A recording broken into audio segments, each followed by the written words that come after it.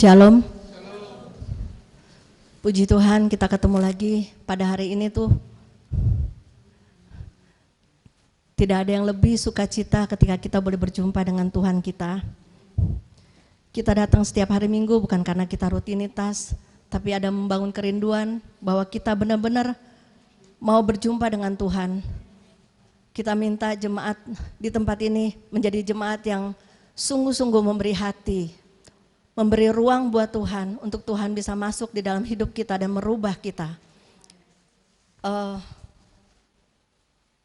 Pagi menjelang siang hari ini saya akan menyampaikan judul khotbah hari ini yang sama seperti di banner. Kelahiran Yesus menuntun kita pada kematian menuju pada kebangkitan. Jadi kita lihat, bukan cuman Yesus yang ada di palungan, tapi ini satu paket. Ada kelahiran, ada kematian, ada kebangkitan. Dan ini nggak bisa dipisah. Kalau ada kelahiran, kita tidak mengundang dia, tidak mungkin kita bisa mengalami kebangkitan. Kelahiran ini justru momentum di mana dia akan hadir masuk ke dalam kita, supaya kita masuk dalam kematian itu dan kita baru mengalami proses kebangkitan.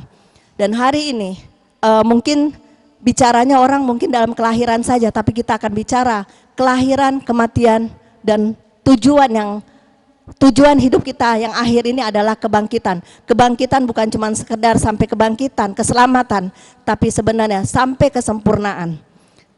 Oke.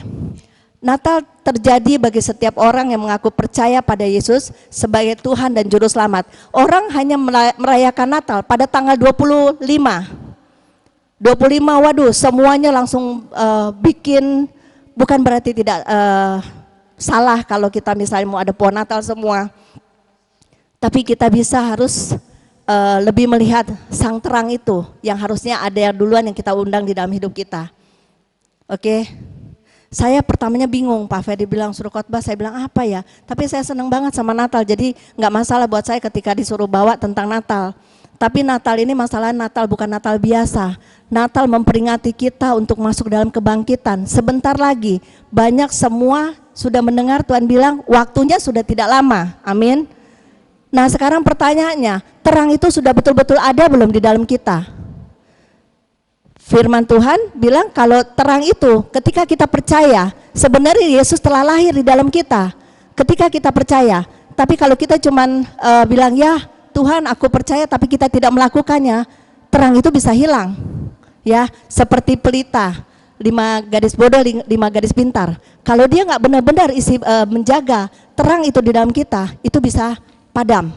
Nah untuk hari ini pesan Natal, kita akan masuk di mana kita menjaga terang itu, memperbesar kapasitas terang itu sampai kita masuk dalam kematian daging dan sampai kita menuju pada kebangkitan. Amin. Ini awal Yesus lahir di dalam seseorang, yaitu ketika kita mengaku percaya. Makanya kalau kita mau layanin orang, tidak bisa kalau kita tidak dalam nama Yesus, karena kita harus mengakui dulu kedaulatan dia. Kita harus ajak dia untuk percaya, karena Yesus itu sang terang. Ketika dia bilang dia percaya, Yesus lahir di dalam dia. Tapi ketika lahir, ini tidak bisa sampai cuman bayi saja, tapi dia harus bertumbuh. Bukan cuman sekedar makanya kita bilang Natal itu sebenarnya tiap hari. Banyak orang ketika bilang percaya itu Natal setiap hari.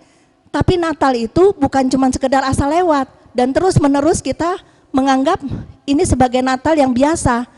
Yang seharusnya sekarang ini kalau kita perhatiin umur kita udah pada batas ada yang 70, 60, opa di bawah 85 tahun. Ya, bahkan anak-anak kecil juga. Paling kecil JJ, tapi JJ satu hari orang tuanya akan menerjemahkan terang Yesus itu harus ada di dalam dia. Tapi kita yang besar ini yang sudah umur lewat panjang, apakah betul-betul terang itu sudah bertumbuh di dalam kita? Oke, kita tanya sama diri kita masing-masing ya, jangan sampai Natal ini jadi rutinitas. Kita cuma mau senang-senang, kenapa? Mungkin Tuhan izinkan tahun ini kita nggak retreat. Tapi kita harus fokus betul-betul akan rencana dia atau rancangan dia, bukan cuma kelahirannya. Tapi kalau kita dewasa rohani, kita akan diarahkan sampai pada kebangkitannya. Jadi hari ini kita diajak Tuhan bukan cuma sekedar merayakan. Mungkin kalau di tempat-tempat lain ada lilin, ingatkan terus api itu ada, terang itu ada, terang itu ada. Tapi pertanyaannya jadi rutinitas. Ya, entar gembala yang nyalain, entar lagi pengerjanya, jemaahnya terus cuma menunggu lilin itu, tapi setelah itu selesai. Yang kita harapkan sekarang nggak ada lilin di sini, tapi hidupkan masing-masing di dalam kita, tanpa ada ornamen. Ini semua imitasi, ini imitasi, terang ini imitasi. Sesuatu yang kita cuma lihat indah sebentaran, tapi tidak bisa dinikmati Tuhan. Tapi terang yang ada di dalam kita, kalau terang itu bertumbuh dan bercahaya, bersinar luar biasa, artinya Tuhan bisa menikmati kita. Karena apa? Melalui terang yang ada di dalam kita, kita dapat menerangi dunia yang gelap ini. Ini rencana Tuhan melalui doa-doa kita, bukan cuma sampai di bangsa gereja kita, tapi gereja-gereja, bangsa-bangsa, mereka memerlukan terang itu. Jangan sampai cuma sampai di kita. Tapi kita di sini walaupun pasukan kecil, kita diutus untuk menyalakan terang-terang itu bagi orang-orang yang perlu. Sama kayak lilin, ya. Kalau orang di sini kan kalau Natalan nyalain lilin, bagi nyalain, yang lain pada nyalain. Tapi sayang itu imitasi semua. Ketika kita nyalain, tangan kita nyalain, apakah betul terang ada di dalam atau kegelapan yang masih ada di dalam kita? Dosa masih buas di dalam kita, dosa masih menguasai kita. Tapi kita menyalakan lilin, ya ini imitasi. Imitasi ini nggak bisa kita bawa dalam hidup kita. Yang pasti adalah terang yang hidup. Yesus yang harus masuk dalam kita dan bertumbuh. Jangan tiap tahun kita cari Natal, di mana-mana kita cari terang. Bahkan kita cari di mana tempat yang bisa menyenangkan hati kita, bukan menyenangkan hati Tuhan. Kalau puji Tuhan ya, kalau kita tanggung jawab di sini kita sudah lakukan, habis itu kita cari, kita mau pergi juga, nggak salah. Tapi apakah kita berdampak bagi lingkungan kita? Ketika kita pulang begitu banyak ibadah, sudah belum kita berubah? Kalau cuman kita datang ikut perayaan sini, perayaan situ, kayaknya sibuk banget sama perayaan Natal.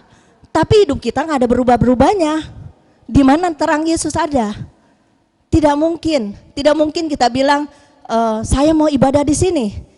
Ibadah itu sesuatu yang lengkap loh. Bicara ibadah sesuatu yang lengkap punya Tuhan.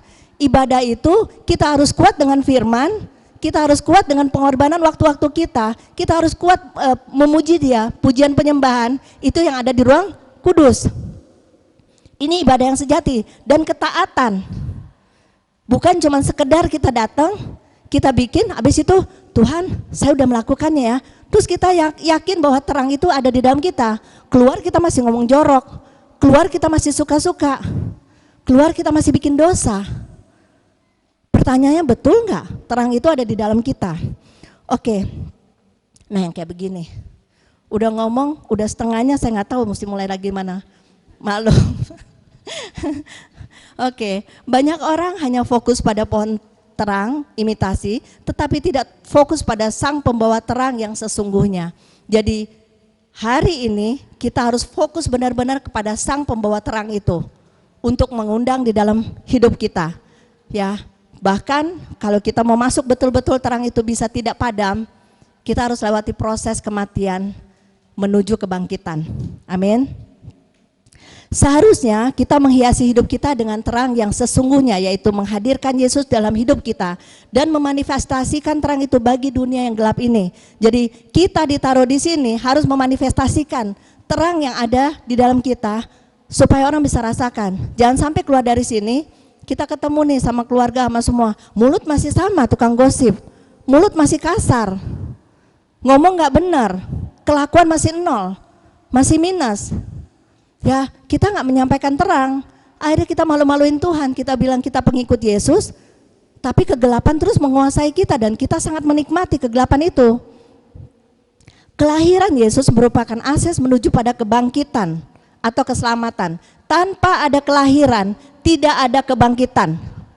Oke, kelahiran itu terang awal, dia memberikan kita akses melalui kita percaya. Tapi percaya aja nggak cukup, harus melakukan kata Tuhan. Melakukan untuk supaya Tuhan punya program sampai pada kebangkitan atau keselamatan. Nah tapi kan di sini kita banyak lagi belajar ya. Tuhan bukan rancang kita sampai tok keselamatan. tapi menuju kesempurnaan, yaitu mempelai Kristus, kita akan dapat mahkota. Amin. Ketika kita mengakui Yesus sebagai Tuhan dan Juru Selamat, maka Dia mulai lahir dalam hidup kita dan menerangi hidup kita. Oke, Bu Kusuma, kita baca di Efesus 5 ayat 8.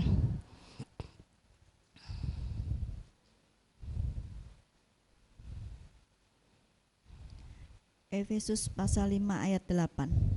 Memang dahulu kamu adalah kegelapan, tetapi sekarang kamu adalah terang di dalam Tuhan. Sebab itu hiduplah sebagai anak-anak terang. Ya, dulu kita ini anak kegelapan. Kenapa? Dosa sejak dalam kandungan kita telah diwarisi. Tapi ketika kita mulai dewasa dalam rohani, nah pertanyaannya dewasa rohani enggak? Kalau tidak dewasa rohani, percuma kita bilang kita pengikut Yesus, terang belum ada. Tapi ketika kita masuk dalam pertobatan, terang itu mulai hidup kembali. Kenapa? Pertobatan itu kita menutup semua pintu seperti kayak gini loh, ada lilin. Kalau kita misalnya nggak menjaga lilin ini benar, roh jahat bisa tiup. Dia bisa matiin iman kita. Tapi kalau kita menjaga terang itu dengan firman, firman itu dan terang itu akan terjaga dengan baik. Makanya kita harus punya firman yang kuat, kita harus menyatu dengan Tuhan supaya firman itu benar-benar tidak padam. Amin.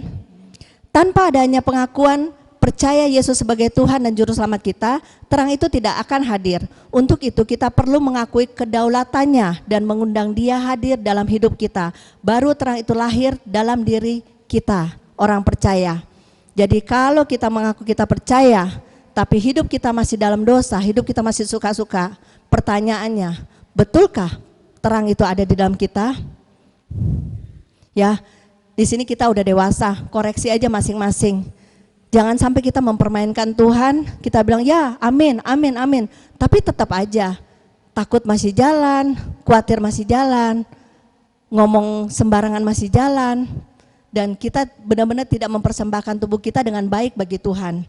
Untuk menuju pada kebangkitan atau keselamatan, kita harus melewati 3 proses. Ya, 3 proses. Yang pertama, melalui kelahiran Yesus. Melalui kelahirannya dalam diri kita, untuk menerangi hidup kita sehingga kita tidak lagi berjalan di dalam kegelapan. Coba baca di Yohanes 8 ayat 12.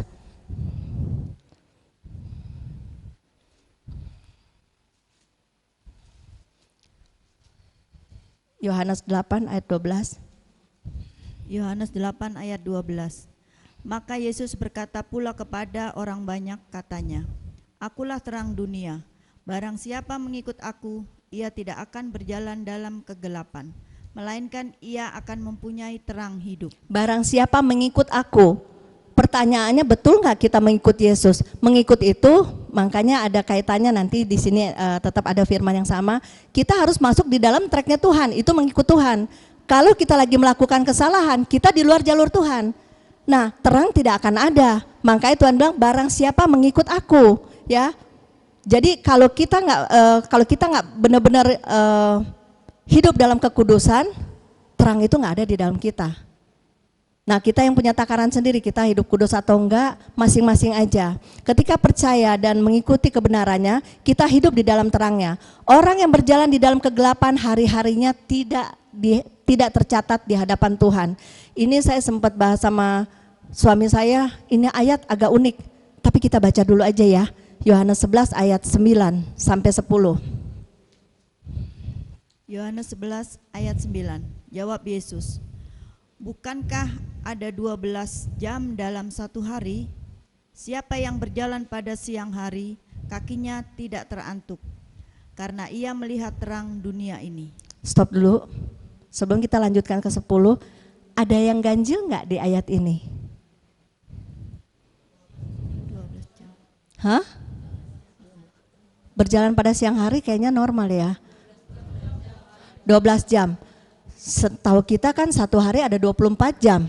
Kenapa di sini dibilang, jawab Yesus, bukankah ada 12 hari, 12 jam dalam satu hari? Siapa yang berjalan pada siang hari kakinya tidak terantuk karena ia melihat terang dunia itu. Kan satu hari ada 12 jam, 24 jam. Kenapa 12 jam? Siang tandanya kita hidup di dalam terang.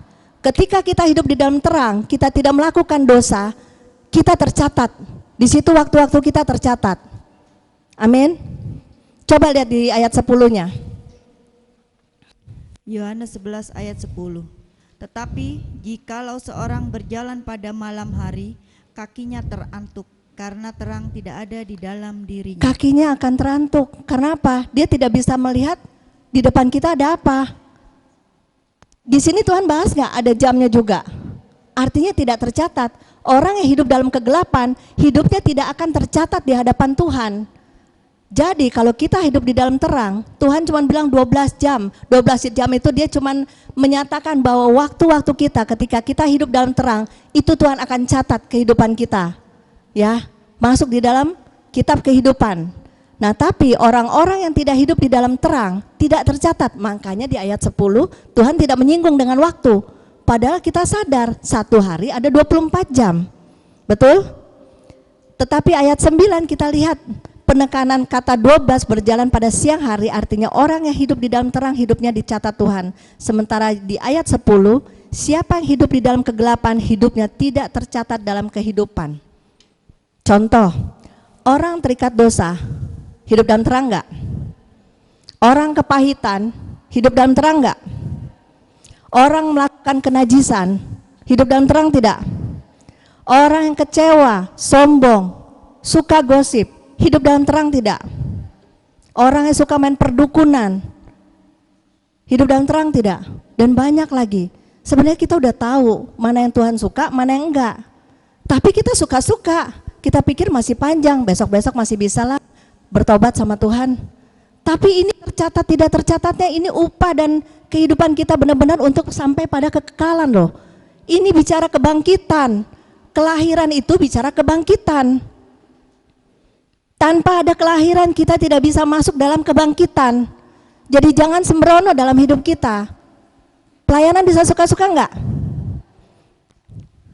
Siapa yang bilang bisa? Enggak bisa. Ya, kenapa? Tuhan yang menunjuk, Tuhan yang mengutus, Tuhan yang memilih. Kalau kita masuk medan perang di dalam satu pelayanan rohani, kita tidak diutus terus kita berperang di sana, kalian tidak dilengkapi dengan perlengkapan dari Tuhan. Kenapa? Karena kalian tidak diutus. Ya, seperti kayak Musa. Saya dapat satu contoh bagus sekali tentang Musa, tapi nanti saya jelaskan.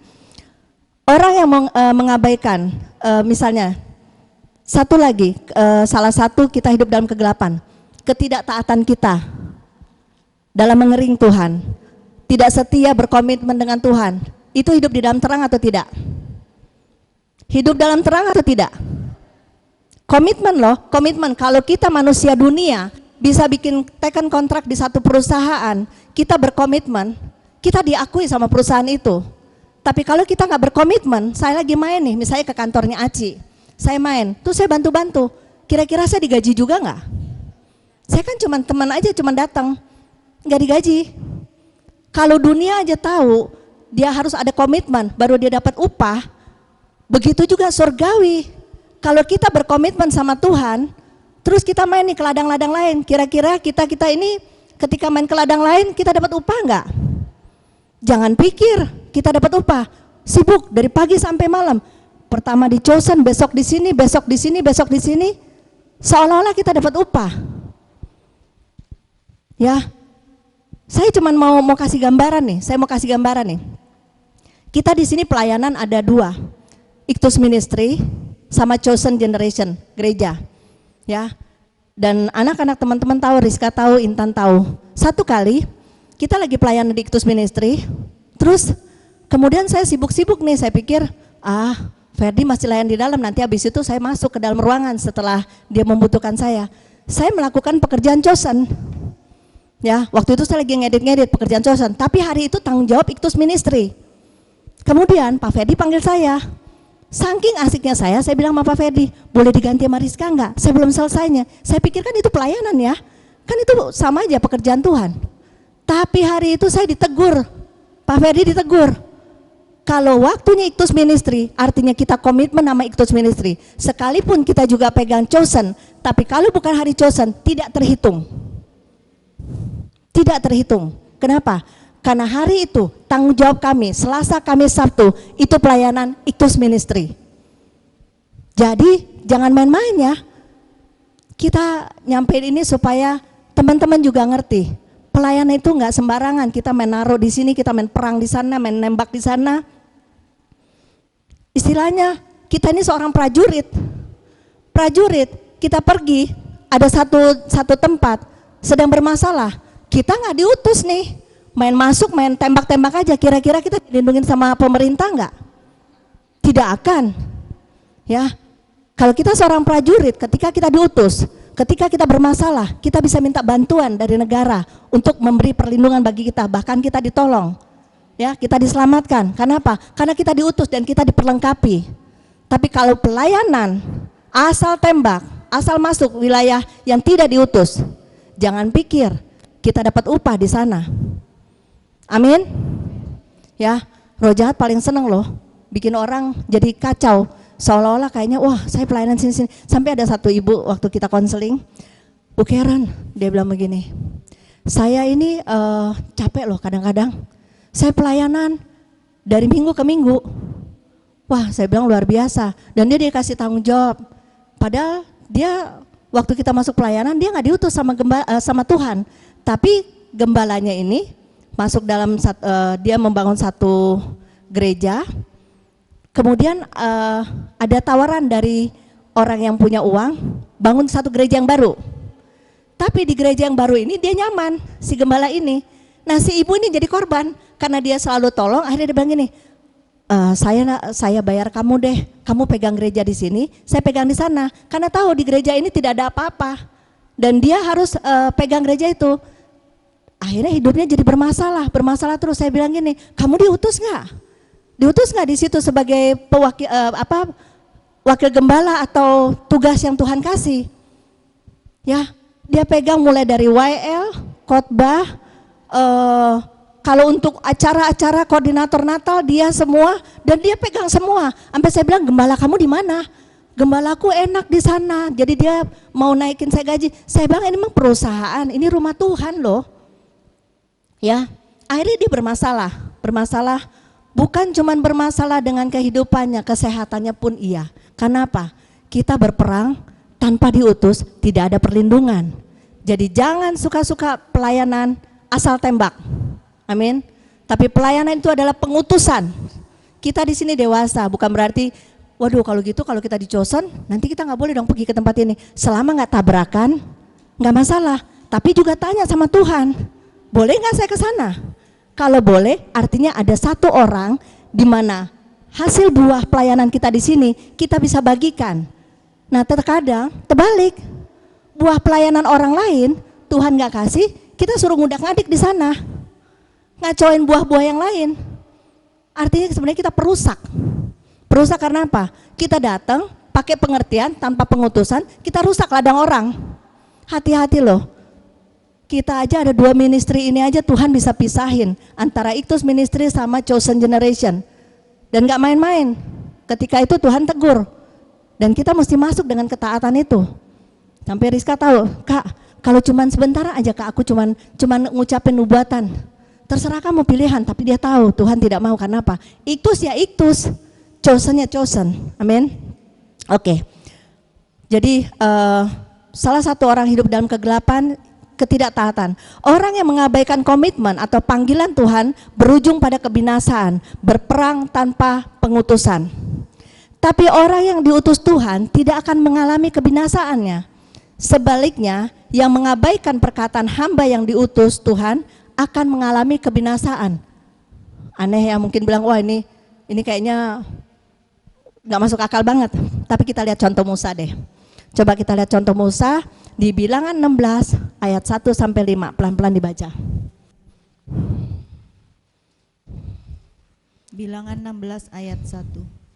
Korah bin Yishar bin Kehat bin Lewi beserta Datan dan Abiram, anak-anak Eliab, dan On bin Pelet, ketiganya orang Ruben, mengajak orang-orang. Terus ayat 2.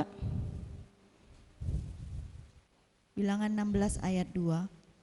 untuk memberontak melawan Musa. Ya, mereka jadi waktu itu bangsa Israel dibawa keluar dari tanah Mesir dan dipimpin oleh Musa. Nah, tapi di tengah perjalanan ada yang memberontak yang tidak suka dalam kepemimpinannya Musa.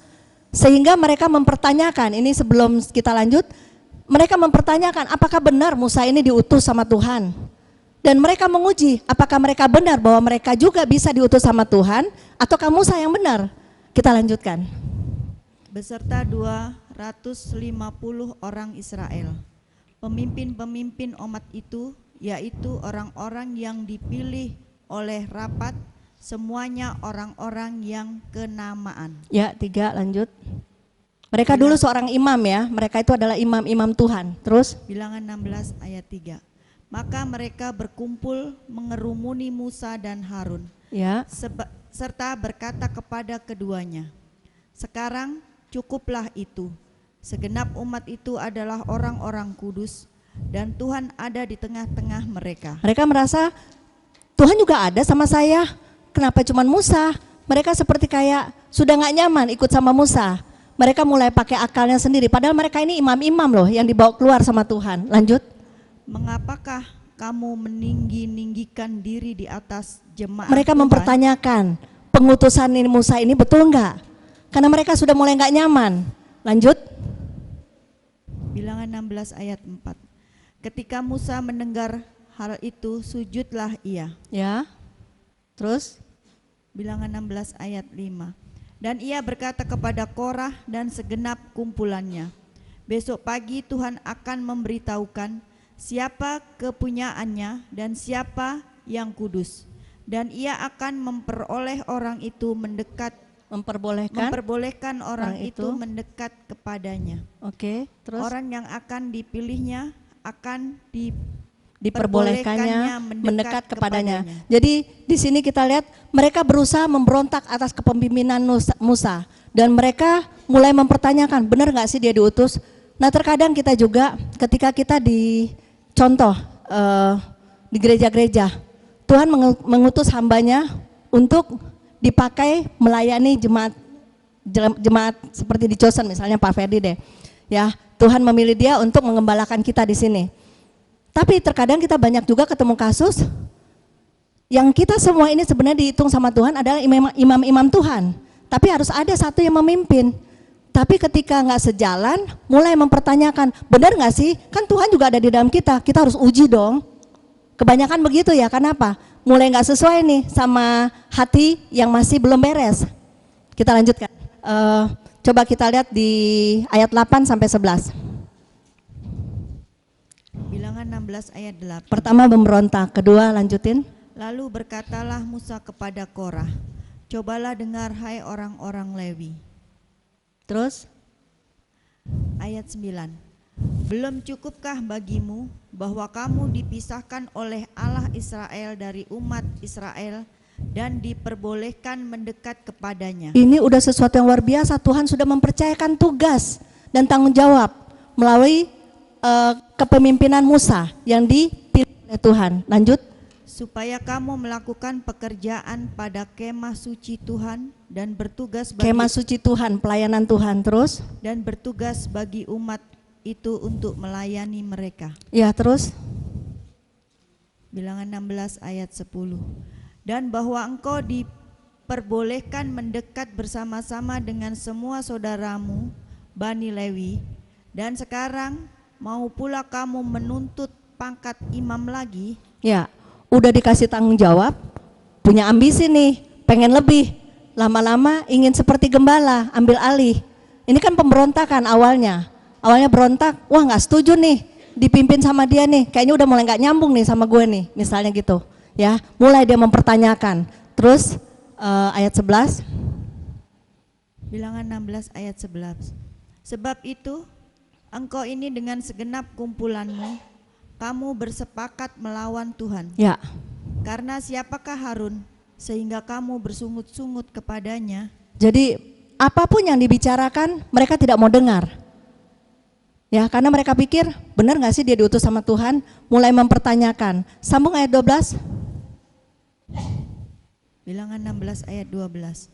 Adapun Musa telah menyuruh orang untuk memanggil Datan dan Abiram, anak-anak Eliab.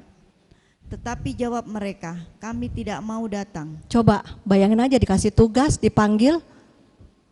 Siapa dia nyuruh-nyuruh gue? Kenapa dia mesti suruh gitu? Utusan Tuhan loh. Tapi ini mereka masih nguji terus. Saya juga ada Yesus di dalam saya. Saya juga dipakai sama Tuhan. Kenapa cuma dia aja yang bisa ngomong ke saya?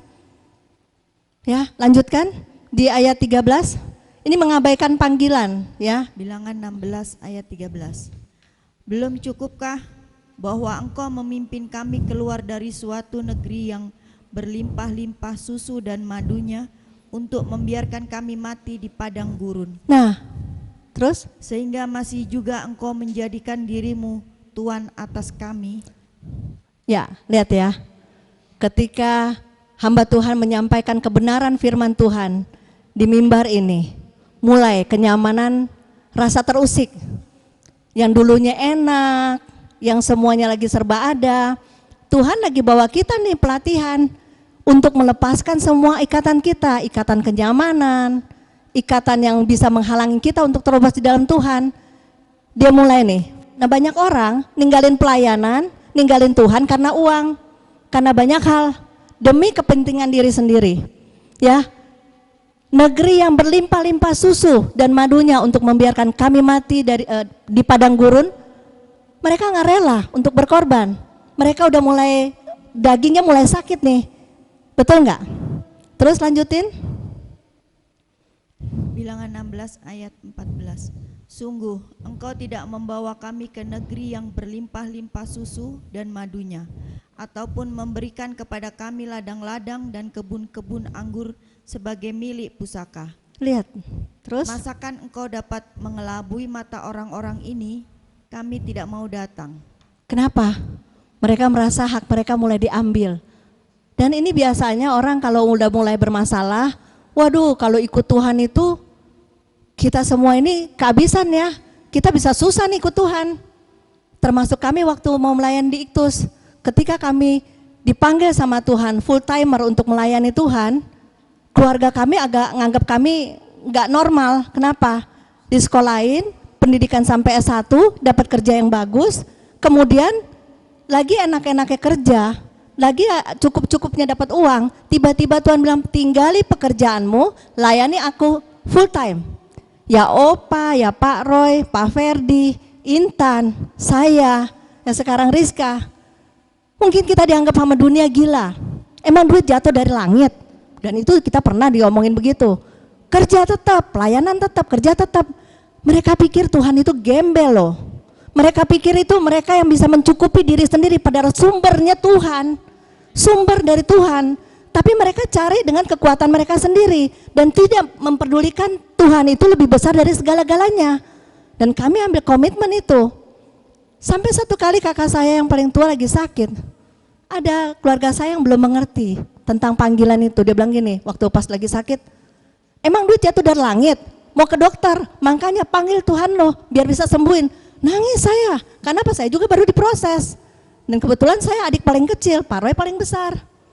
Tambah lagi suami saya, sama juga. Banyak yang ngelihat kayaknya seperti kami ini orang aneh yang dipanggil.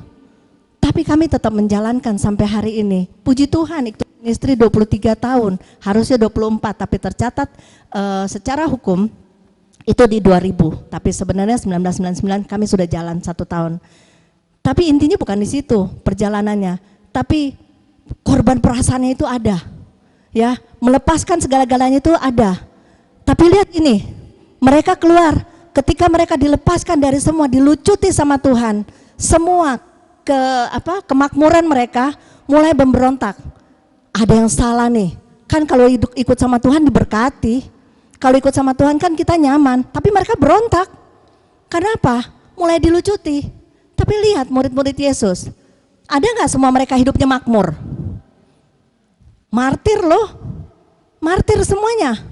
Siap nggak ada yang salib terbalik, siap diseret,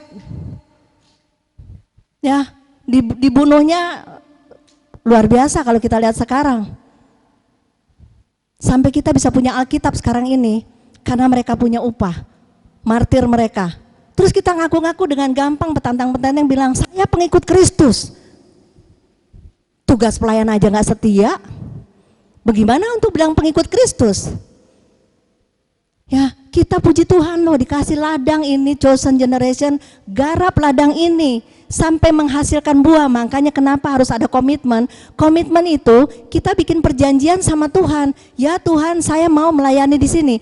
Ketika kita udah ada ladang, nggak mungkin kalau kita punya benih, nggak punya ladang mau tabur di mana?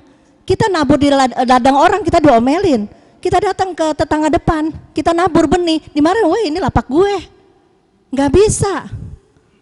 Kalau kita udah dikasih ladang, tabur benih itu di tempat di mana kita komitmen dan hasilkan buah itu. Rawat benih-benih itu. Rawatnya dengan apa? Hidup dalam kekudusan. Rawatnya dengan apa? Firman, harus ada yang tepat di dalam kita. Ya, jangan sampai ada firman seperti ahli Taurat. Ketika Tuhan yang ngomong, dia yang salipin. Betul nggak? Nggak jamin loh. Banyak orang, bahkan kita lihat di YouTube di mana-mana. Hamba-hamba Tuhan saling menyerang satu sama lain di mimbar Tuhan. Mimbar Tuhan ini tidak boleh ngomong begitu. Mimbar Tuhan ini mengajak orang jatuh cinta sama Tuhan. Bukan menyerang satu sama lain, satu gereja, menjelekkan satu lain, dan akhirnya mereka apa? Mengandalkan pengetahuan. Lu sekolah Alkitab di mana lu? Kita sebenarnya, kita ini udah benar. Mau sekolah nggak sekolah Alkitab, yang punya kerajaan surga Tuhan, minta aja sama Tuhan. Manusia nggak bisa kasih kita sertifikat terus kita pasti masuk surga, nggak bisa, betul nggak? Ya, jadi kita semua bisa. Kita adalah hamba-hamba Tuhan. Yang mengaku hamba Tuhan adalah orang yang mengerti firman Tuhan dan mencintai Dia sungguh-sungguh. Itu hamba Tuhan yang betul. Jangan hamba hantu. Dia mengaku ngikut Tuhan tapi perbuatannya kegelapan. Amin. Tadi sampai di mana? Oke, 14. Coba, mereka menyesal karena berpikir ikut Musa diutus Tuhan akan membawa mereka hidup makmur. Tapi sebaliknya, yang udah-udah mereka ngalamin terbalik ya. Sepertinya mereka tidak melihat apa-apa. Janji-janji ketika mereka keluar dari Israel, wah, mereka mengharapkan tanah perjanjian itu luar biasa. Betul, satu hari. Kalau kita menabur benih itu di dunia ini dan berbuah hasil buah yang baik, kita akan menuai di kebangkitan nanti. Itu betul, itu janji Tuhan. Bukan untuk di dunia, tapi untuk di balik kematian kita. Coba lihat di ayat 28. Bilangan 16 ayat 28. Sesudah itu berkatalah Musa, dari hal inilah kamu akan tahu bahwa aku diutus Tuhan untuk melakukan segala perbuatan ini. Dan hal itu bukanlah dari hatiku sendiri. Jadi Musa mau kasih tahu bahwa apa yang dia lakukan bukan karena kehendak dia, tapi dia diutus sama Tuhan, dia dipilih sama Tuhan. Amin. Lanjut. 29. Bilangan 16 ayat 29. Jika orang-orang ini nanti mati seperti matinya setiap manusia, dan mereka mengalami yang dialami setiap manusia, maka aku tidak diutus. Nah ini Tuhan. Jadi Musa mau kasih gambaran nih. Oke, kita bikin pernyataan, kalau aku nggak diutus sama Tuhan, hasilnya begini nih, orang matinya biasa aja, normal seperti orang mati. Tapi kalau yang diutus sama Tuhan, ada sesuatu yang luar biasa yang Tuhan kerjakan. Lanjut. Bilangan 16 ayat 30. Tetapi jika Tuhan akan menjadikan sesuatu yang belum pernah terjadi dan tanah mengangkangkan mulutnya, mengangkatkan mulutnya dan menelan mereka beserta segala kepunyaan mereka, sehingga mereka hidup turun ke dunia orang mati, maka kamu akan tahu bahwa orang-orang ini telah menista Tuhan. Lihat ya, Musa menantang seperti ini loh. Tetapi jika Tuhan akan menjadikan sesuatu yang belum pernah terjadi dan ini belum pernah ada orang ngalamin seperti ini. Kalau Tuhan bilang belum pernah terjadi, berarti mereka di zaman itu belum pernah ngalamin seperti ini. Dan tanah mengangkatkan mulutnya dan menelan mereka beserta segala kepunyaan mereka. Jadi nggak disisain sama Tuhan. Terus sehingga mereka hidup turun ke dunia orang mati. maka kamu akan tahu bahwa orang-orang ini telah menista Tuhan. Hati-hati ya. Sembarangan ngomong tentang pelayanan Tuhan, sembarangan ngomong tentang hamba-hamba Tuhan. Resikonya ini diutus Tuhan loh. Lanjut. Bilangan 16 ayat 31. Baru saja ia selesai mengucapkan segala perkataan itu, maka terbelahlah tanah yang di bawah mereka. Bayangin ya, baru ngomong gitu, kuasa Tuhan turun loh. Des, tanah terbelah dua. Bayangin aja, kita lihat gempa bumi, retakan aja udah serem. Ini tanah terbelah dua dan membawa mereka semua masuk ke dalam tanah itu. Sering-sering aja coba iseng-iseng coba ngujat Tuhan. Ya, coba-coba aja kalau mau masuk tanah seperti ini. Bukan saya nakutin loh, ini firman Tuhan loh. Dan Tuhan menyatakan kalau kalian baca dari atas sampai bawah, itu Tuhan itu tegas loh. Dan Tuhan tidak mau orang yang dipilih, mereka juga menghina. Sama aja mereka menghina pelayanan Tuhan. Jadi hati-hati kalau kita bicara kepada hamba yang diutus, kita semua ini diutus. Hati-hati, tapi kita juga harus bertanggung jawab. Ketika kita diutus, kita harus berani seperti Musa, bertanggung jawab, selesaikan tugas dengan benar. Jangan sampai kita diutus setengah-setengah, tapi kita mau kuasa yang luar biasa. Kita mau ngalamin seperti Musa. Bahkan ketika waktu Tuhan mau menghukum aja, Musa masih minta Tuhan, tapi jangan sampai dia masih minta belas kasihan Tuhan. Kalau kita baca berurut ya, dia masih minta belas kasihan Tuhan supaya mereka juga jangan sampai binasa, tapi beri kesempatan. Tapi Tuhan nggak main-main ya. Lanjut. Bilangan 16 ayat 32. Dan bumi membuka mulutnya dan menelan mereka dengan seisi rumahnya dan dengan semua orang yang ada pada Korah dan dengan segala harta milik mereka. Semua yang berontak, semua yang tadinya berlawanan, mereka semua yang protes, lihat, masuk ke dalam bumi, bumi terbelah dua. Hanya kuasa Tuhan yang bisa bikin gitu, ya. Dia bisa membelah laut, bahkan dia bisa mengubur orang di saat itu juga. Nggak main-main, maka kita bilang hati-hati kalau kita juga ngomong dengan hamba-hamba Tuhan yang diurapi. Mau rusak kayak mau apa, biar Tuhan yang menilai kita. Tapi tanggung jawab kita ketika kita dipanggil, nggak sembarangan. Berapa banyak itu yang mati. Dan bumi membuka mulutnya dan menelan mereka dengan seisi rumahnya. Nggak tanggung-tanggung loh, anak istri, semua harta milik mereka masuk semua ke dalam tanah. Dan dengan semua orang yang ada pada Korah dan dengan segala harta milik mereka, nggak tersisa. Bahkan harta yang mereka cari terkubur semua. Karena apa? Tuhan bilang, ini semua sia-sia. Ya, Tuhan bisa dengan satu klik aja. Saya pernah lihat dulu ya, udah lama padahal. Saya pernah puterin video. Bayangin, satu rumah yang mewah di tengah-tengah kayak tanah golf gitu, rumah yang mewah. Tiba-tiba ada sinkhole ya, atau sinkhole atau apa tuh yang pusaran itu. Tiba-tiba rumah yang mewah itu dalam sekejap brek masuk ke dalam, hilang dan nggak jelas kedalamannya itu berapa dalam, nggak kejelas. Bumi ini sudah rapuh, ya. Makanya kita lihat kalau di bencana-bencana banyak tanah yang retak, tiba-tiba mobil masuk ke dalam lubang, nggak jelas, udah rapuh, udah retak. Tapi saya yakin anak-anak Tuhan yang masih bisa dipakai sama Tuhan, masih ada tanggung jawab. Tuhan pasti pelihara kita nggak akan ngalamin gitu. Asal kita benar di jalan Tuhan. Lanjut. 33. Bilangan 16 ayat 33. Demikianlah mereka dengan semua orang yang ada pada mereka turun hidup-hidup.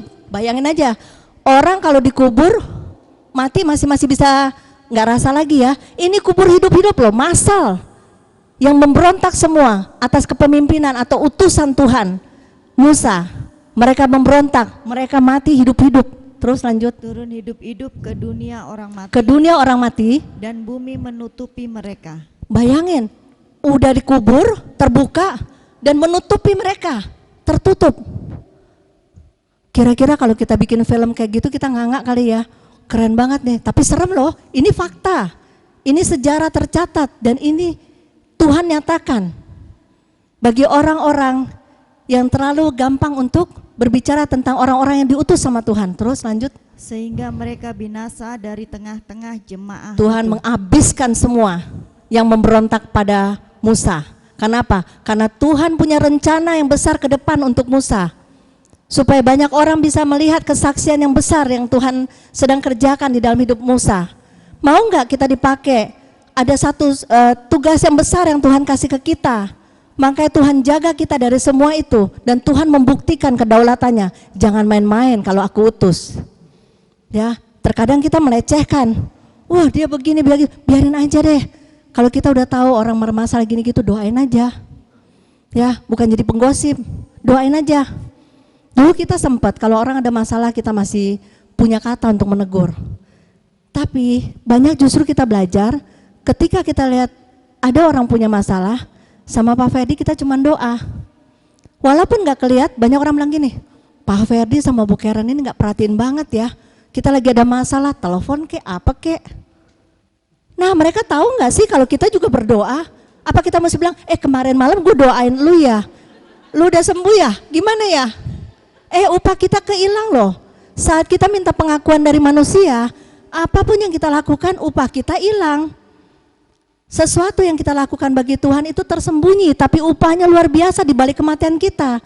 Itulah buah-buah hasil pertobatan kita, pertumbuhan-pertumbuhan yang Tuhan berikan bagi kita. Jadi jemaat di sini, kalau ada masalah, jangan pernah bilang kita nggak berdoa ya. Ini sebagai masukan aja. Tapi kita masing-masing berdoa satu sama lain. Makanya kenapa Tuhan bilang pegangan tangan. Pegangan tangan artinya kita punya satu hati. Tapi besok saya bilang sama Pak Ferdi, kayaknya kita kalau doa pegangan tangan, gampang ya kalau pegangan tangan. Bisa nggak satu sama lain ketika kita pegangan tangan, kita beresin juga sama teman-teman kita di sini. Mungkin ada juga yang luka satu sama lain, atau juga bawa beban di rumah. Kita lepasin sama-sama untuk kita start mulai menyukakan hati Tuhan tanpa ada beban. Ya. Puji Tuhan kalau kita sudah masuk sampai tingkat sejauh ini, tapi jangan sampai kita pegangan tangan cuman sebagai rutinitas lagi. Tapi sungguh-sungguh ketika kita bergandengan tangan, kita cuma mau bilang gini, Tuhan aku sepakat mau menyenangkan hatimu. Apapun yang bisa menghalangi untuk menyenangkan hati Tuhan, aku mau beresin Tuhan. Supaya pelayanan ini bisa berjalan dengan kesukaan Tuhan. Biar Tuhan bisa benar-benar menikmati kita semua. Ya. Jangan sampai udah lihat, udah jam segini, udah jangan mau makan lagi. Bener loh, ada satu jemaat dari Iktus, dia bilang gini, Kak, aku tuh seneng banget nyembah, aku tahan banget, bisa sampai 7-8 jam, wah puji Tuhan. Nah saya gak mau kalah dong, saya cerita, kita juga gak dibatas tuh. Dia bilang gitu, iya, aku boleh gak datang? Boleh. Udah tahu gak apa? Udah kelar ikut ibadah. Ferdi, dia bilang gitu, aku gak kuat ibadahnya, ngantuk, lama bener, nyembahnya lama, firmannya lama, pakai acara ada pernik-perniknya lagi, ulang tahun segala macam. Dia bilang gak tahan, gak ada kan, gak nginjek lagi ke sini. Saya bilang, di mana 8 jam dia? Berarti model kayak apanya dia doa? Mungkin bener 8 jam di dalam hadirat Tuhan dia merem terus tidur. Udah selesai aminnya dia gak tahu, makanya dia gak berasa ibadah. Ya, kalau kita di sini ibadah sampai kerongkongan kering, tetap aja masih eksis. Amin. Ya, jangan main-main. Makanya kita bilang, ayo benahin hidup kita. Mereka menolak utusan Tuhan dan berusaha melayani Tuhan dengan cara sendiri. Dan lihat ya, akhirnya pada kebinasaan. Karena mereka pikir, gue bisa, Tuhan juga ada di dalam gue. Emang cuma Musa? Emang cuma lo yang punya? Tapi kita punya, sebenarnya kita semua ini masing-masing punya utusan dari Tuhan. Tapi tugasnya berbeda-beda. Nah kalau dia berontak, dia mau ambil pekerjaannya Musa, berarti tanggung jawab dia ada yang bolong.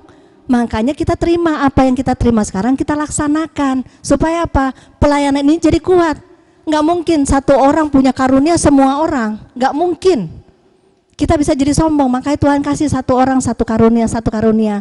Ketika kita bergandengan tangan, itu menjadi satu kuasa yang luar biasa. Dan itu yang menjadi istilahnya memuliakan Tuhan. Ya, apa yang kita kerjakan memuliakan Tuhan. Jadi jangan sampai kita bilang, aduh saya mau ini. Ketika dia lihat itu, aduh saya juga bisa nggak bahasa roh kayak dia. Terlihat lagi orang bisa begini, saya bisa nggak kayak gitu. Dia mau semua karunia yang orang punya. Bersyukurlah walaupun kita cuma nyapu-nyapu di gereja ini. Ya dia, ya bersyukurlah kita mau tugas apapun, asal kita melakukan untuk Tuhan dengan tulus. tercatatnya luar biasa loh. Kita lagi lakukan dalam terang Tuhan. Kenapa? Kita peduli. Makanya saya suka lihat ya kalau habis makan, suka jalan di bangku, saya ingetin, tolong dong, kenapa? Kalau dia peduli sama pelayanan, dia juga akan ingat sama teman-teman, waduh kalau hari Selasa mereka bersihin ya. Kita sih nggak masalah. Cuman sekarang kita lihat di sini, jangan bilang haleluya puji Tuhan, habis itu kita nggak tanggung jawab. Keluar main keluar, kotor main kotor. Nggak matching sama omongannya. Ya, bertobat. Nggak apa-apa ya, maaf, saya tidak menyinggung, tapi kita faktanya harus hidup yang benar. Kalau kita mau diatur, ikut atur benar. Pak Gembala kan sering kan kalau jalan, woi tolong dong angkat itu. Tugas tanggung jawab loh, nggak main-main. Ya, terus jangan bermain dengan utusan Tuhan. Inilah contoh orang yang hidup di dalam kegelapan dan mengabaikan panggilan Tuhan. Ya, ini orang-orang sebenarnya Tuhan punya rencana nih. Mereka adalah imam-imam, dibawa keluar dan Tuhan lagi melatih satu persatu, termasuk Musa. Tapi mesti ada satu yang pimpin. Kalau nggak ada yang pimpin, nggak diutus, kocar kacir. Kita pergi punya tujuan masing-masing. Akhirnya apa? Nggak tahu kemana. Oke. Coba kita lihat Mazmur 69 ayat 29. Ini orang-orang yang hidup dalam kegelapan.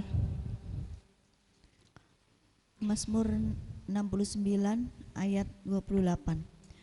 Biarlah mereka dihapuskan dari kitab kehidupan, janganlah mereka tercatat bersama-sama dengan orang-orang yang benar. Ya, pemazmur bilang, orang-orang hidup dalam kegelapan jangan dicatat, jangan digabung namanya sama orang-orang benar. Kenapa? Mereka nggak layak. Alkitabnya nulis begitu. Biarlah mereka yang dihapus dari kitab kehidupan, jangan mereka tercatat bersama-sama dengan orang-orang benar. Orang yang namanya dihapus dari kitab kehidupan adalah mereka yang hidup di dalam kegelapan dan nama mereka dipisah dari orang-orang benar. Nah sekarang pertanyaannya, kita ini sudah tercatat atau kita dipisah? Maunya kita tercatat ya. Buktikan itu, jangan cuma kita bilang amin, tapi buktikan sama Tuhan bahwa kita mau nama kita tercatat, hidup di dalam terang 12 jam itu. Ya, siapa yang ngecewain Tuhan berhadapan sama Tuhan. Amin. Oke, Wahyu 20 ayat 15.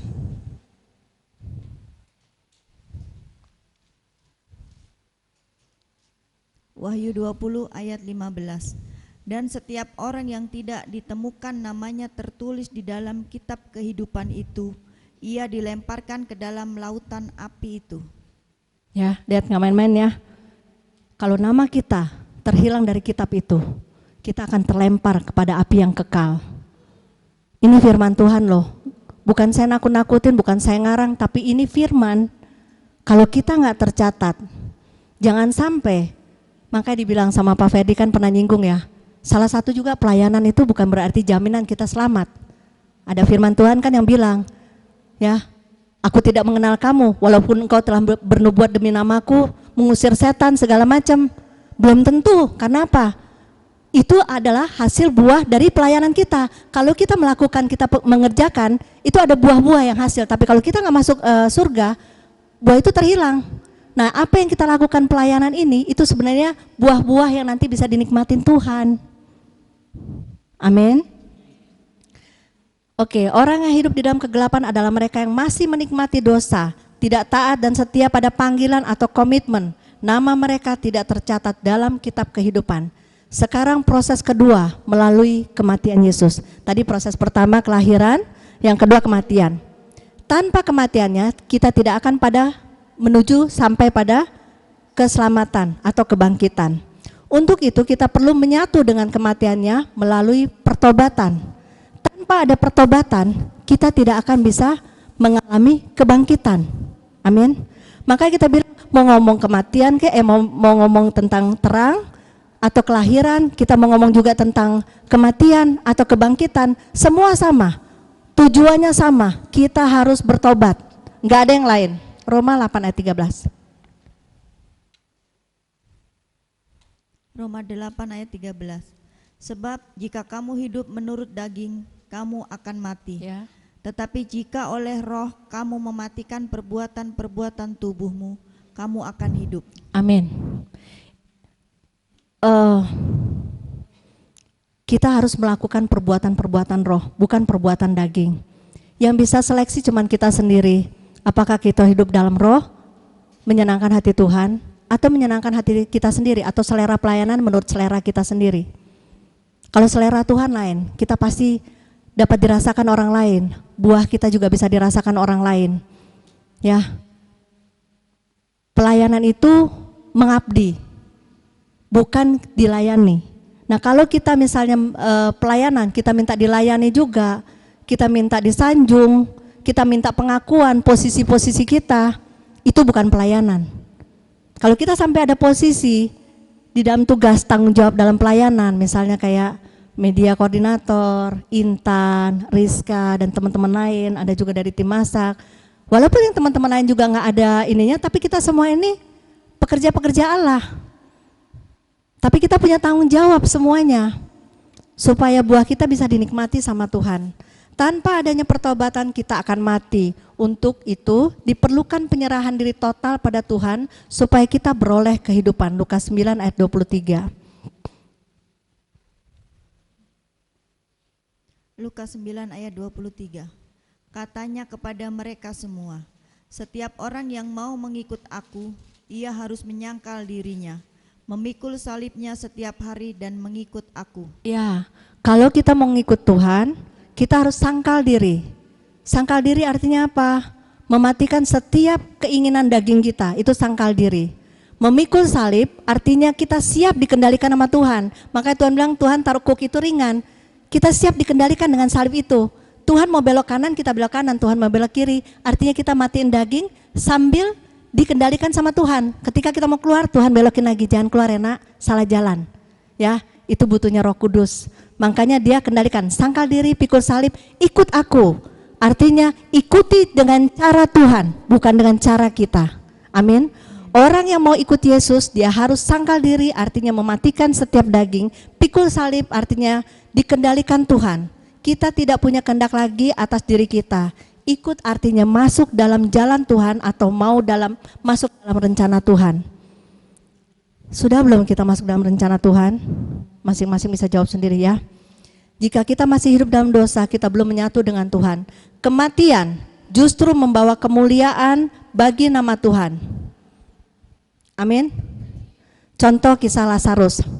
Ini kisah Lazarus ini sangat menarik. Tapi kalau orang biasa udah baca, gue tahu nih kisah Lazarus gini-gini aja. Sepertinya kayaknya biasa-biasa ya, tapi sebenarnya kalau saya lihat kisah Lazarus ini wah luar biasa. Coba kita lihat Yohanes 11 ayat 1 sampai 4. Jadi oke, dibaca dulu aja deh. Yohanes 11 ayat 1. Ada seorang yang sedang sakit, namanya Lazarus. Ia tinggal di Betania, kampung Maria dan adiknya Marta. Ya, jadi Lazarus ini adalah keluarga Maria dan Marta. Bukan Lazarus yang lain, tapi ini mereka keluarga. Lazarus ini adalah keluarga Maria dan Marta. Terus lanjutkan. Yohanes 11 ayat 2. Maria ialah perempuan yang pernah meminyaki kaki Tuhan dengan minyak mur dan menyekanya dengan rambutnya. Ya, terus. Ayat 3. Dan Lazarus yang sakit itu adalah saudaranya. Kedua perempuan itu mengirim kabar kepada Yesus. Tuhan, dia yang engkau kasihi sakit. Ya, coba lanjut ke ayat 11 sampai 15. Yohanes 11 ayat 11. Demikianlah perkataannya, dan sesudah itu ia berkata kepada kepada mereka, Lazarus saudara kita telah tertidur, tetapi aku pergi ke sana untuk membangunkan dia dari tidurnya. Pertama Tuhan pakai kiasan tertidur. Mereka pikir cuman tidur. Terus lanjutkan. Yohanes 11 ayat 12. Maka kata murid-murid itu kepadanya, Tuhan, jikalau ia tertidur, ia akan sembuh. Ya, terus. Yohanes 11 ayat 13. Tetapi maksud Yesus ialah tertidur dalam arti mati. Meninggal. Ya. Sedangkan sangka mereka Yesus berkata tentang tertidur dalam arti biasa. Terus. Yohanes 11 ayat 14. Karena itu Yesus berkata dengan terus terang, Lazarus sudah mati. Lazarus sudah meninggal, bukan tertidur, ya. Terus lanjutin ayat 15. Yohanes 11 ayat 15. Tetapi syukurlah aku tidak hadir pada waktu itu. Ya, Sebab demikian lebih baik bagimu supaya kamu dapat belajar percaya. Marilah kita pergi sekarang kepadanya. ya. Jadi kalau waktu itu Lazarus sakit, Tuhan udah sampai duluan di sana. Kita tidak akan melihat satu mujizat yang besar. Amin. Jadi justru dia menunda sampai benar-benar Lazarus itu meninggal supaya nama Tuhan dipermuliakan. Tapi Marta di sini tidak mengerti maksud dari Tuhan itu dan dia masih meragukan akan mujizat itu, ya. Dan banyak orang menganggap kalau misalnya sakit sembuh ya normal-normal aja, padahal itu juga sesuatu yang luar biasa. Tapi karena keseringan orang percaya mengalami kayak gitu, kayaknya ya udah, oh puji Tuhan, haleluya, saya disembuhkan Tuhan dari kena kanker segala macam. Tapi apakah itu merubah karakter kita? Terkadang kita nggak remeh juga, itu mujizat besar loh sebenarnya yang kita terima. Kenapa? Karena itu kesempatan. Lanjut di Yohanes 11 ayat 17. Yohanes 11 ayat 17. Maka ketika Yesus tiba, didapatinya Lazarus telah 4 hari berbaring di dalam kubur. Bayangin 4 hari di dalam kubur, udah bau ya. 4 hari dalam kubur, udah busuk. Terus lanjutin ayat ke-34. Yohanes 11 ayat 34. Di manakah dia kamu baringkan? Jawab mereka, Tuhan, marilah dan lihatlah. Ya, ayat 43 sampai 44. Yohanes 11 ayat 43. Dan sesudah berkata demikian, berserulah ia dengan suara keras, Lazarus, marilah keluar. Ya, terus 44. Yohanes 11 ayat 44.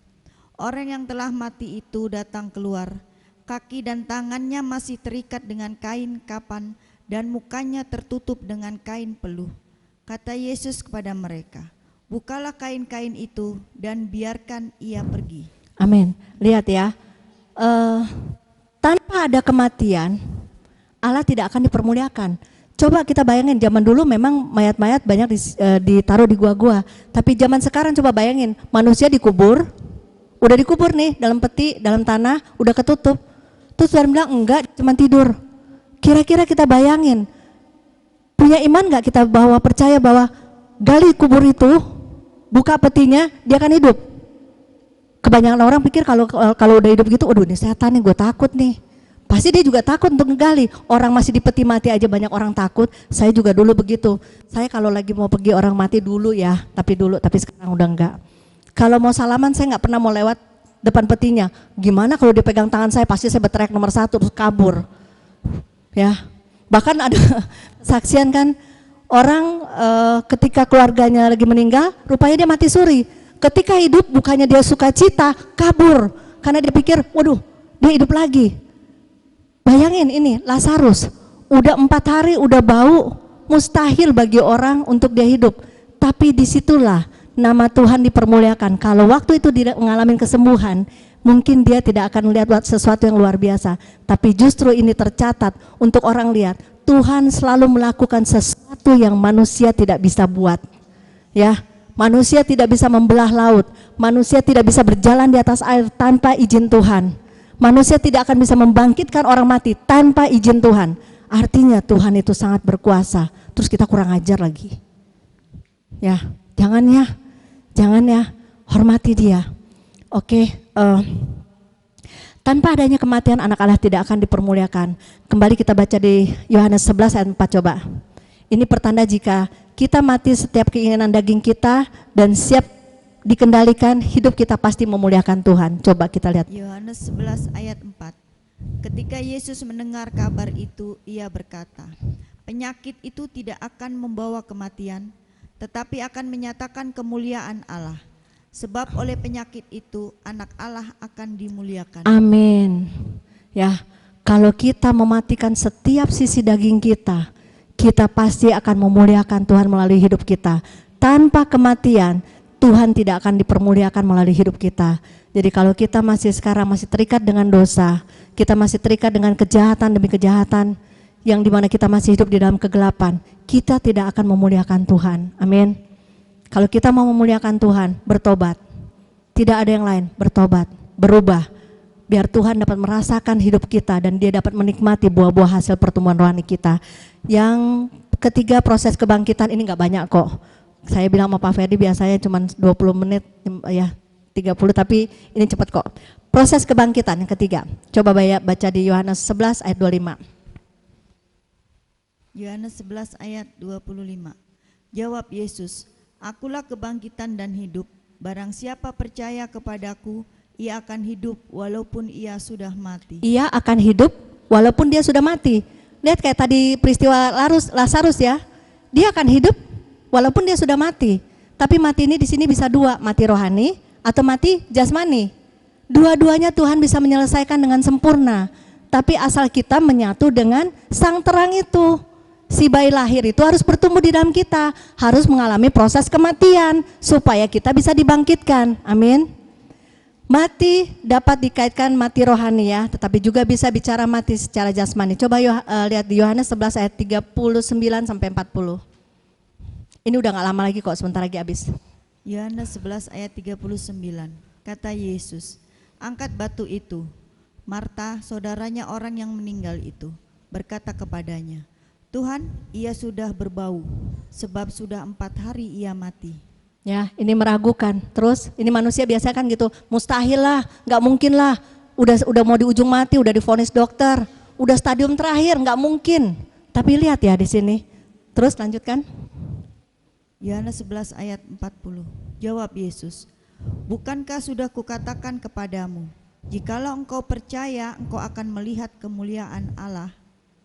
Ya. Jika engkau percaya, engkau akan melihat kemuliaan Allah. Percaya itu bukan sekedar percaya, tapi imani betul-betul. Kalau kita percaya tapi kita tetap masih ada keraguan, tidak akan terlihat mujizat. Amin. Orang yang mengaku percaya tetapi tidak hidup di dalam kebenaran, dia pasti akan kalah atas maut. Tetapi siapa yang hidup di dalam terang dan mematikan setiap daging, dia pasti mengalami kebangkitan bersama Yesus dan hidup kekal di kerajaan sorga. Roma 6 ayat 3-5. Roma 6 ayat 3. Atau tidak tahukah kamu bahwa kita semua yang telah dibaptis dalam nama Kristus telah dibaptis dalam kematiannya? Telah dibaptis dalam kematiannya. Stop sebentar. Kita semua udah dibaptis kan? Amin. Kita dibaptis dalam kematiannya loh. Kita lagi menyatukan, dosa kita sudah dikubur semua. Jadi siapa yang udah pernah menyerahkan diri dibaptis, harusnya baptisan itu tanda pertobatan. Kalau kita sudah dikuburkan dosa-dosa kita, ketika kita diangkat dari air, kita sudah diadopsi menjadi warga kerajaan sorga. Di situ Tuhan memberi kita nama baru. Tapi pertanyaannya, ketika kita menjadi warga kerajaan sorga, betul nggak kita sudah berubah? Atau kita benar-benar masuk dalam pertobatan itu? Semua masing-masing akan jawab dengan diri sendiri. Lanjut. Ayat 4. Roma 6 ayat 4. Dengan demikian kita telah dikuburkan bersama-sama. Kita dikuburkan bersama dia oleh baptisan dalam kematian. Ya, mati daging. Tuhan sudah melakukan dan kita bisa matiin daging sebenarnya karena Tuhan telah melakukan dan kita sudah menyatu. Tapi pertanyaannya, kita mau matiin gak daging kita? Lanjut. Supaya sama seperti Kristus telah dibangkitkan dari antara orang mati oleh kemuliaan Bapa. Ya. Demikian juga kita akan hidup dalam hidup yang baru. Kita akan hidup dengan hidup yang baru. Lanjut. Roma 6 ayat 5.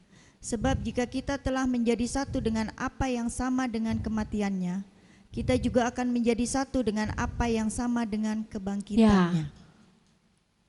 Jika kita telah menjadi satu dengan apa yang sama dengan kematiannya, Tuhan udah mati lebih dulu, kita bisa mati sebenarnya. Tapi pilihan di tangan kita. Kita juga akan menjadi satu dengan apa yang sama dengan kebangkitannya. Kita juga akan bisa mengalami kebangkitan jika kita hidup menyatu dengan Tuhan.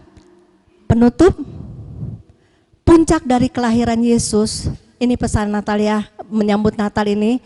Jadi kita harus tahu bahwa Natal itu jangan terus kita memandang seorang bayi yang terus telah lahir di dunia, tapi itu satu peristiwa yang luar biasa karena terang itu mau masuk di dalam kita. Dia akan menuntun kita dalam kegelapan. Puncak dari kelahiran Yesus menuju pada kebangkitan, bukan hanya sampai selamat tetapi sampai tingkat kesempurnaan, yaitu menjadi mempelai Kristus dan menerima mahkota kehidupan, ya, mahkota. Jadi pesan pranatal, jangan jadikan Yesus sebagai bayi terus dalam hidupmu, tetapi izinkan Yesus menjadi raja atas hidupmu. Kita dan kita sebagai ahli waris di kerajaannya juga dikenakan mahkota. Jadi bukan cuma Tuhan, tapi kita calon mempelai, kita juga dikenakan mahkota. Tapi orang yang cuma sekedar selamat, nggak menerima mahkota itu, cuma mempelai. Kalau kita mau sampai tingkat itu, jadilah prajurit yang tangguh. Inilah pencapaian kesempurnaan kerohanian kita di dalam Tuhan. Amin.